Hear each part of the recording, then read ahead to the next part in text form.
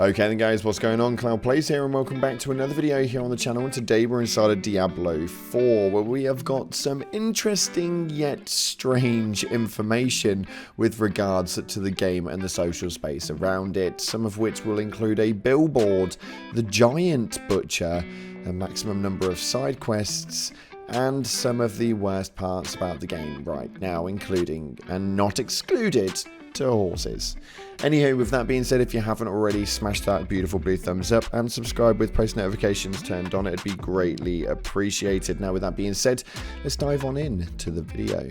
So starting off, we've got this Reddit post right here that states Nightmare Report with 3.5k upvotes, and I never thought that I would read anything like this in my time, but it states here, this billboard advertisement depicts a horned woman on a red and black background. Its text state, "Welcome to Hell, Melbourne," or at least this version of it does illustrate the city and other places. But there was a complaint made about this giant billboard stating that comments with the complaints made regarding this advertisement included the following: offensive to Christians and Catholics and religious reasons, and it's promoting evil and satanic paraphernalia.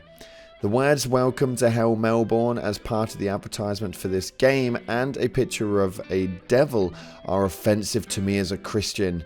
The imagery is also inappropriate for my children to see and has already given them nightmares.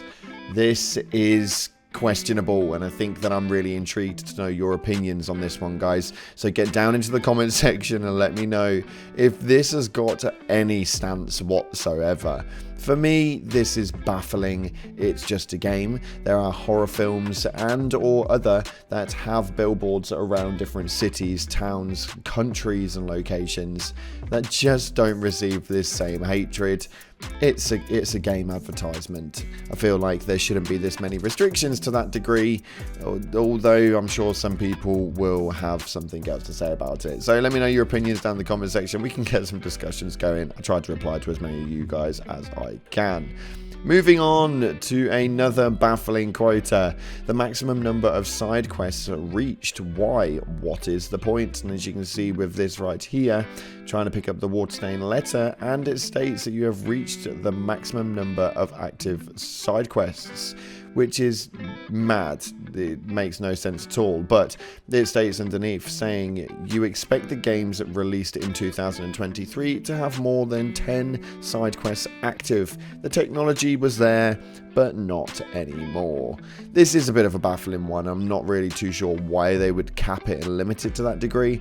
I personally, as I'm moving around, if I'm doing a side quest, like to be able to just pick up a side quest that I've stumbled across, and then I can go ahead and do it later on. It saves me having to remember where things are, go back, collect things, and so on and so forth. Why there's a maximum number of active side quests, I will never know.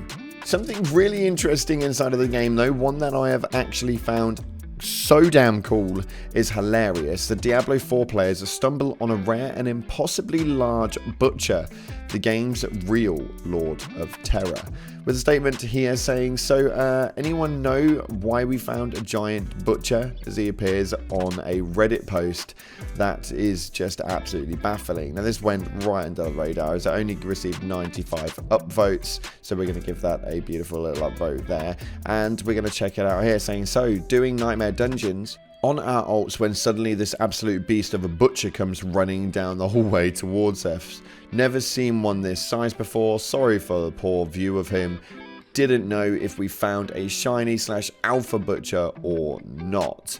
This is hilarious. I have no idea what the hell is going on. This is absolutely ginormous. The butcher on a general scale is an absolute nightmare, but a butcher the size of a house is absolutely crazy. Have you guys actually come across this? Apparently this is an extremely rare instance that we have not seen too much of, so I'm really interested to see how many of you guys in the comment section have genuinely come across the giant butcher. Me myself, I will want to avoid this dude at all bloody costs because he is massive. Moving on though, a really interesting article by Paul Tassi on Forbes actually has a talk about buffing the horses. Now there are two main attributes inside of this article that stand out to me the most, and it's two issues that we need rectifying massively. We have one, the cooldown timer. Now he states, I am really unclear as to why there's a cooldown timer on horse use once you get off, and certainly why it's as long as it is, and God forbid your horse gets quote unquote spooked by enemies in a nonsense mechanic that increases that cooldown to be even longer. Chill out with the horse cooldowns. And the terrain sticking, again, valid point. This is probably one of the worst aspects of the horse riding in the game right now, the fact that you get stuck on a zillion different little pieces of terrain, killing your momentum and often completely wasting a sprint charge. It just doesn't really feel good to ride horses most of the time because of this outside of wide open spaces. Now, horses were never a thing inside of the Diablo franchise, and when we knew that they were coming to Diablo 4, it was questionable to say the least, but it was essentially just a way for them to be able to make a massive profit on more consumables and purchasable items from their store. And it seems to have worked for the best part, although these two things on their own are extremely confusing as to why they even exist. These cooldown timers are beyond me, and I don't actually think there's much of a positive to be had for riding a horse, so I really don't understand why it's even a problem that they're there.